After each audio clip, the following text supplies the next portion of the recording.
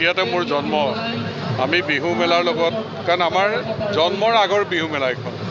গতিকে বিহু মেলাৰ লগত আমি লাগি আছোঁ কেন্দ্ৰীয় বিহু মেলাৰ দায়িত্বটো আছিলোঁ কেইবাবাৰো আমি কৃষ্টি সংস্কৃতিৰে আমি এটা চহকী জাতি হিচাপে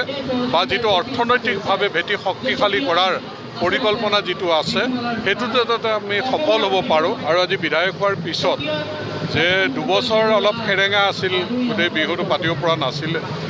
আজি যিহেতু মুক্ত মনেৰে মানুহে এই বিহু মেলাত অংশগ্ৰহণ কৰিবলৈ পাইছে গতিকে প্ৰথম বহাগ এই দিনটোত মই অসমবাসী ৰাইজলৈ হিয়া ভৰা ওলগ যাচিছোঁ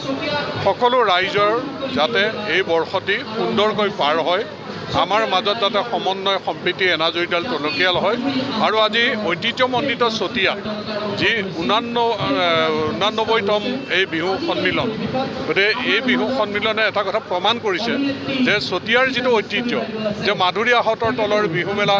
অসমৰ প্ৰথম মুকলি বিহু বুলি ইয়াত বা অসমৰ বিভিন্ন প্ৰান্তত প্ৰচাৰ হৈ আহিছে গতিকে আমি বিহু সংস্কৃতিৰ ক্ষেত্ৰত চহকী গতিকে এই চহকী অঞ্চলৰ মানুহখিনিয়ে কেনেকৈ সকলো জাতি জনগোষ্ঠীৰ মানুহ আজি ওলাই আহিছে আনন্দ উল্লাস কৰিছে ৰঙালী বিহুক কাকুৱা আদৰণি জনাইছে গতিকে আমি আমাৰ ভেটি শক্তিশালী কৰিব পাৰিম আৰু জাতিটোক আমি বিশ্ব দৰবাৰত প্ৰতিষ্ঠিত হ'বৰ কাৰণে